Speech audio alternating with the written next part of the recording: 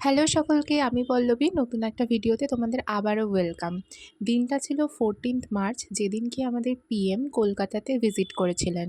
আর তার ফলস্বরূপ দেখতেই পাচ্ছ, লাইন দিয়ে হাওড়া থেকে খিদিরপুর অবধি এইরকমভাবে জ্যাম হয়েছিল।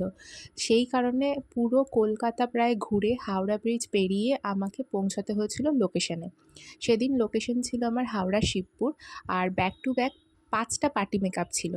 প্রথমে এই ম্যাচিওর স্কিনের উপরে কাজটা করেছিলাম, তোমরা দেখে জানিও কেমন লেগেছে। আর সেদিনকে আমাকে অ্যাসিস্ট করছিল দীপ্তা, ওর বাড়ি ছিল নৈহাটি। তো এটা ছিল ফার্স্ট লুক। এরপরে এনাকে বসিয়েছিলাম, ইনি হচ্ছেন আমার সেকেন্ড ক্লায়েন্ট। এনার এটা ছিল ফাইনাল লুক, তোমরা দেখে জানিও কেমন লাগছে।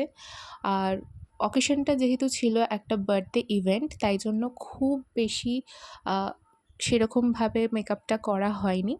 ওনারা সকলে চেয়েছিলেন যাতে মেকআপটা ভীষণ সফট সাটল রাখা যায়, তো আমিও সেই অ্যাকর্ডিংই চেষ্টা করেছি।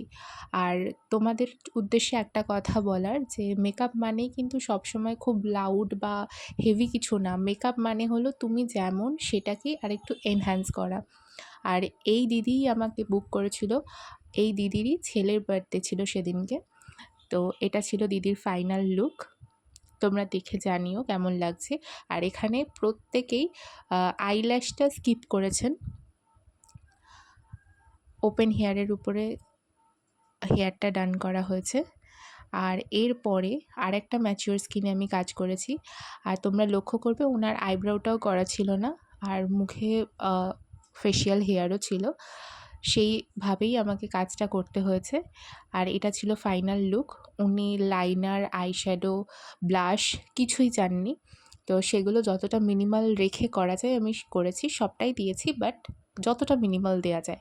আর এটা ছিল আমার সেদিনকে সবথেকে বড় ক্লায়েন্ট, ওর ভাইয়ের জন্মদিন বলে কথা।